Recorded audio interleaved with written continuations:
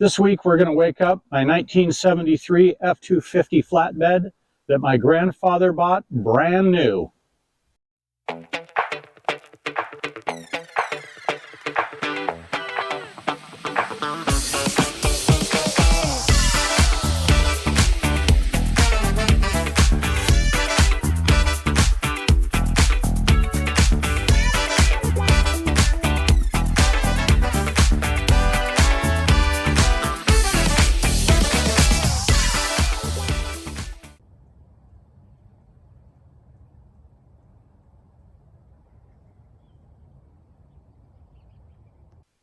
Let's see what we have to work with here.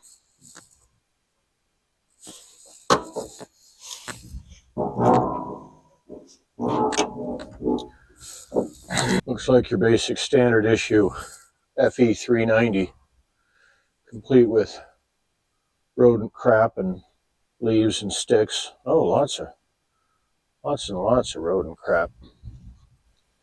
All right, so the first thing we're going to do is we're going to disconnect the fuel line at the pump, and I'm going to pull all the fuel out of the tank, because at best the fuel in this tank is at least 4 or 5 years old, so I'm not even going to try and push it through. But let's see what we've got here.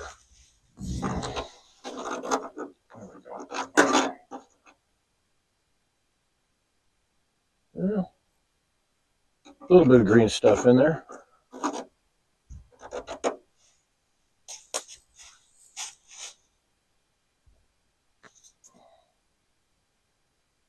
A little bit of black stuff in there.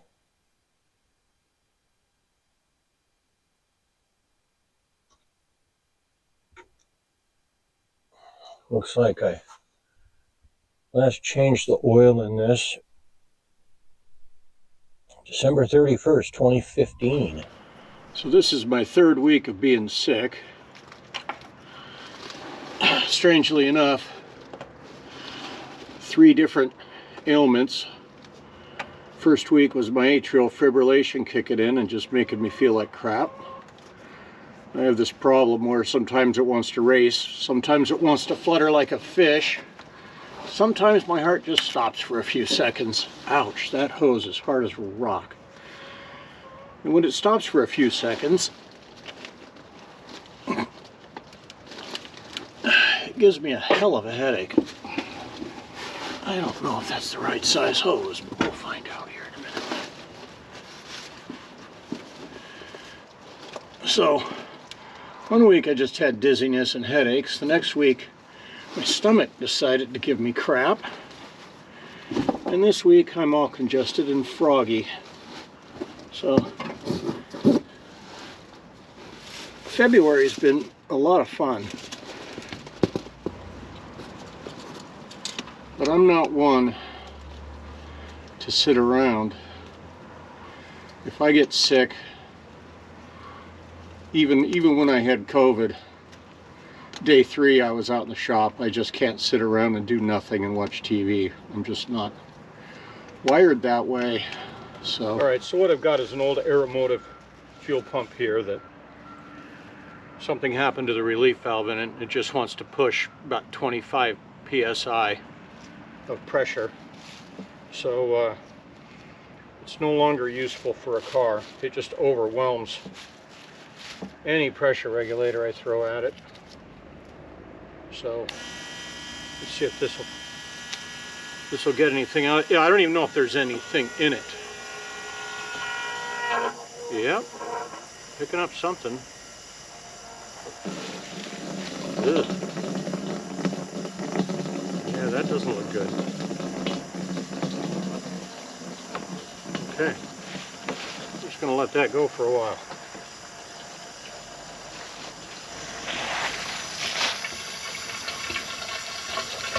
That is some pretty ugly stuff. It's going to work just fine for the waste oil heater though. So, while I'm not typically a fan of these, I like to run these metal fuel filters, but kind of want to know what's going on here, so we're going to temporarily put one of these see-through plastic filters on so we can see what kind of crud is going to come out of the tank. And then when I actually do a proper tune-up on this, I'll go back to a metal one.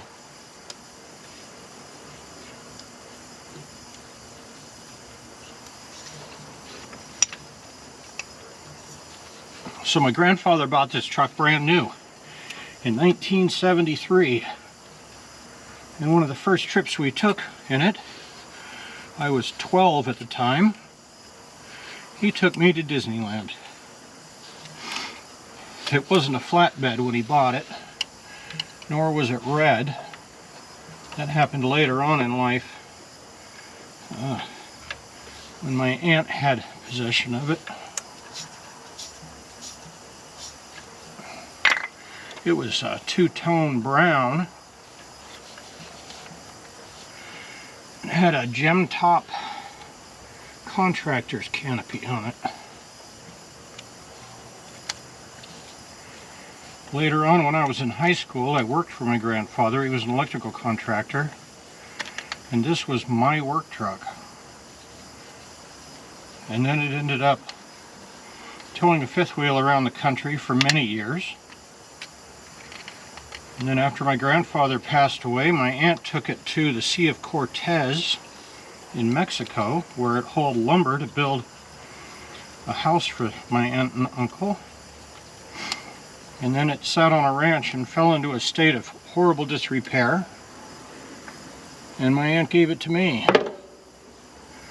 I tried to revive it. I used it a little bit, but the wiring is just so garbled up in this thing that it's just, nothing works. So I'm not even going to look in the distributor. I'm 90% sure it's a Pertronix igniter. So the next thing we're going to do is locate the oil pressure sender, which goes to a gauge that doesn't work. It's probably, oh it is, isn't it? It's right there. That might be fun to get to. Anyways, I want to put a mechanical gauge on it. I don't want to just fire this thing up not knowing whether or not it's pumping oil. So let's see what it's going to take to get that out of there. I don't really want to have to pull the power steering pump and all that, but if I can get some pair of channel locks in there and get that thing twisted loose, that'll be the next thing. I managed to get it out down from underneath. Looks like quarter pipe. So I'm going to run into the shop, grab a gauge and some fittings, and see if I can find a chunk of copper tubing and get something plumbed up here.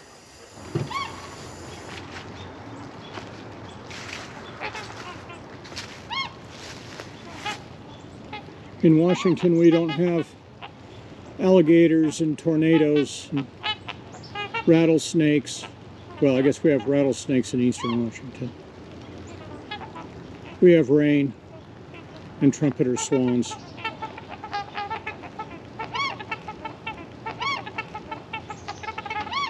These are our neighbors. They come and go. I don't know what they're doing exactly.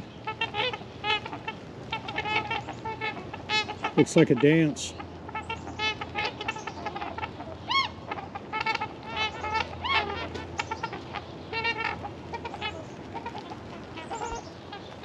Maybe they're getting ready to do something dirty. I don't know. Alright, so we got all the fuel out of it. I put 5 gallons of 87 octane non-ethanol back in it. I was looking for copper tubing and fittings to plumb up a oil pressure gauge, and I found this ugly looking thing in a drawer. It was already quarter NPT down there, so it just plumbed right in. Next thing I'm going to do, I'm going to take the spark plugs out of it, and we're going to wing it over and get some fuel and some oil pressure built up. Alright, the spark plugs are out. What I've done over here is hooked up my remote button, disconnected the wire that would go to the hot side of the coil on startup. I don't want any power getting to the coil or anything right now, so that's all disconnected. One side there, one side there. Thank you, Ford, for putting solenoids on the fender well. So what we're going to do now is zing this thing over until it gets fuel and hopefully some oil pressure.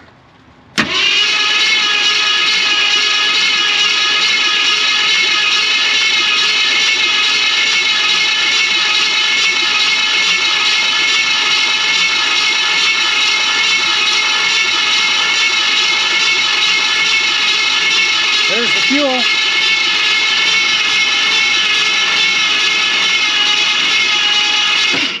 Let that starter sit for a minute. We have fuel, still no oil pressure. Glad I hooked that up. I wouldn't want to fire this thing with no oil pressure. Let it run for however long it felt it needed before it actually got something.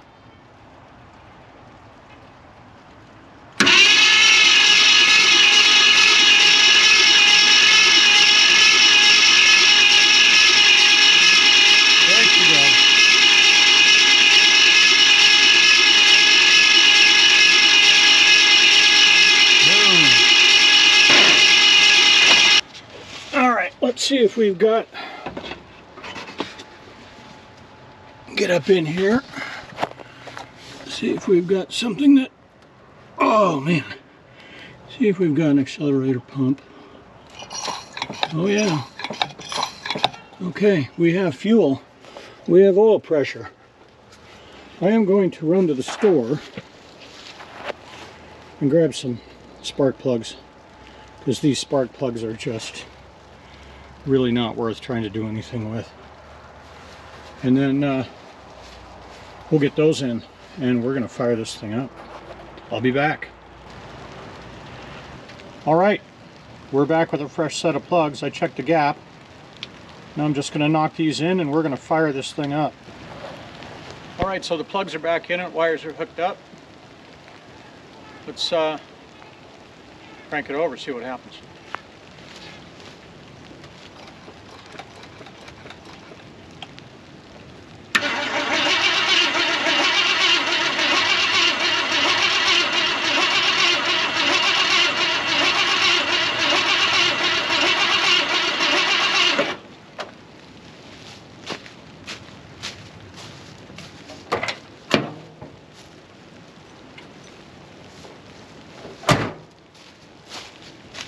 It helps if you turn the key on.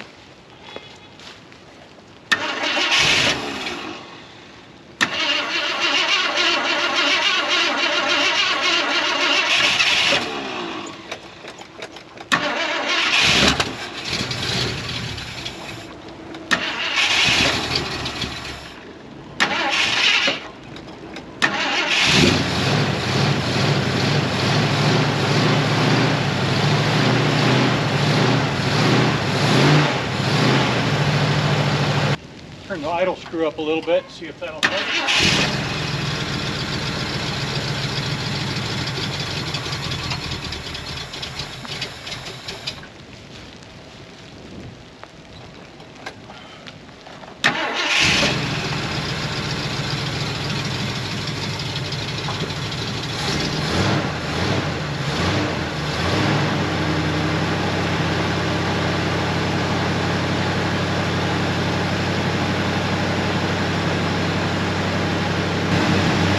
What's coming out the exhaust.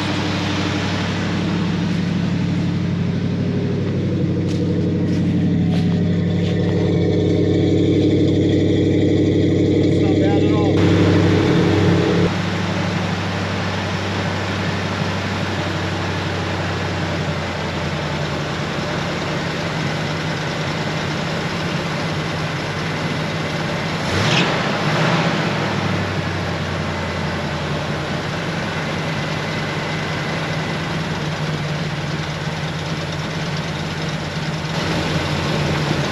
Well, it clearly needs some carburetor work. I'll probably just put a different carburetor on it. Let's see if it goes into gear.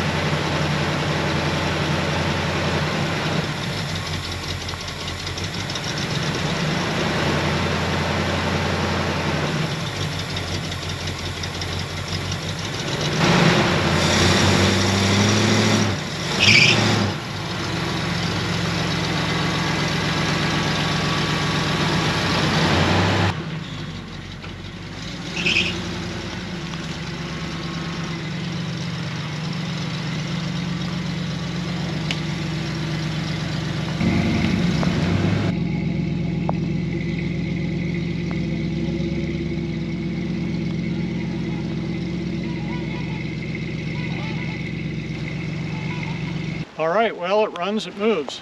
Next thing I'm going to do is probably pressure wash it, empty it out. I need to do a tune-up on it. It has no brakes.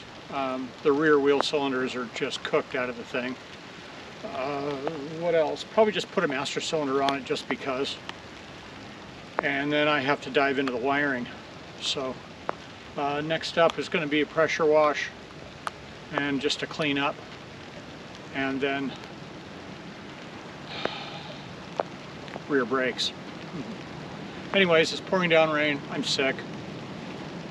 And I think I'll just go in the house now. Thank you so much for watching. Appreciate it. Have a great weekend.